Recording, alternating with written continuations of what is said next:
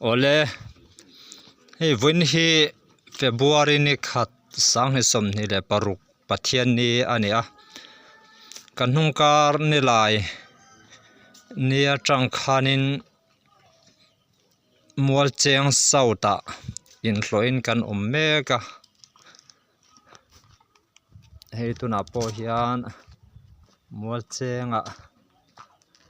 kan meka nei ti hian in khom na te kan nei a in khom te kan bang tua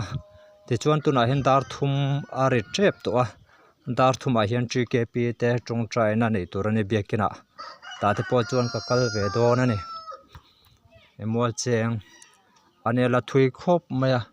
han fan chua vek po chak amai ro chu chaklam pang hi kan la thuak anga dora te kalu dona ti khanin kalo lang le zel don ani tuna hian kan chho le tua chaklam panga mual cheng south he in potam khop maya in zan hi an tling trep to ni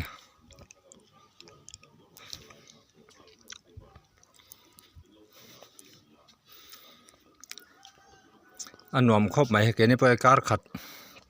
kar ni dong kan hanom to ami cheng aten fel mai boka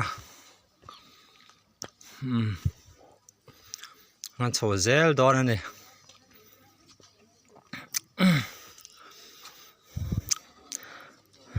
in khom ban hulamani to boxia tin tlailam pang hi tong try GKP tong try ani boxe tong try na nei don lo lang chuan khwa han fanga lo vlog chua kha cha gom khop mai amai ro chu zong kha voin ta na khan ti the don lo wa mi lo thlir tu te en me sha thiam na kan ngen bok chu ani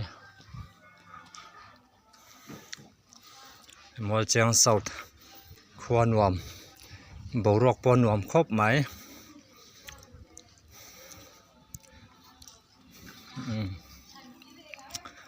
an fel khop mai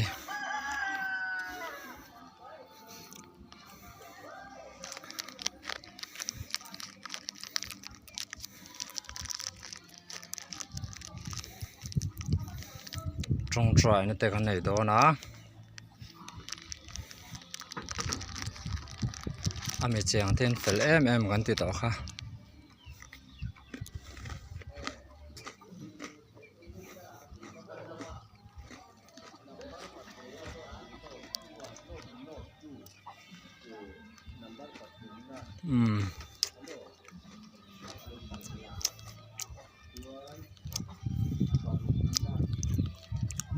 Halai kan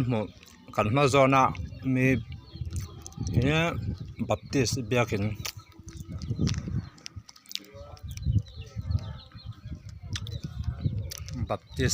ania an biakin polian tha khop mai ema chuan halai vel te po hi khwa hi nuam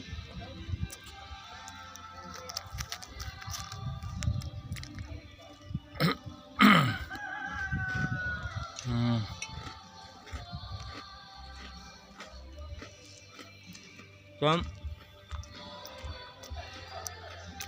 helai hi troi puya kong vela khania chuan troi pi verda peng sang peng velen chu khwa hi nuam baptist biakin ne ma alian tha khop ma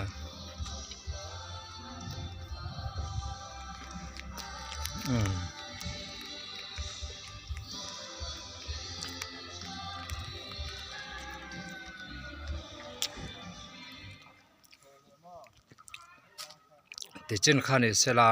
kan tong trai do na ni dang kan lang le do ni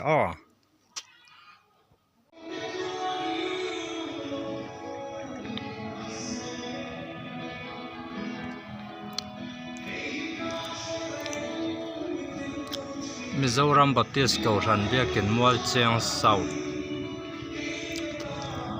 sangkha zakwa sampani akhan dinani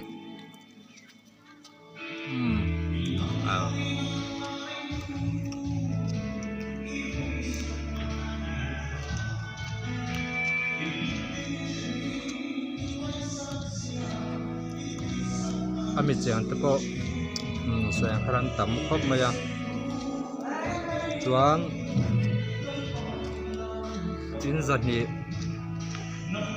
zan hi la thing lo deuh hleka an pel khop mai an mani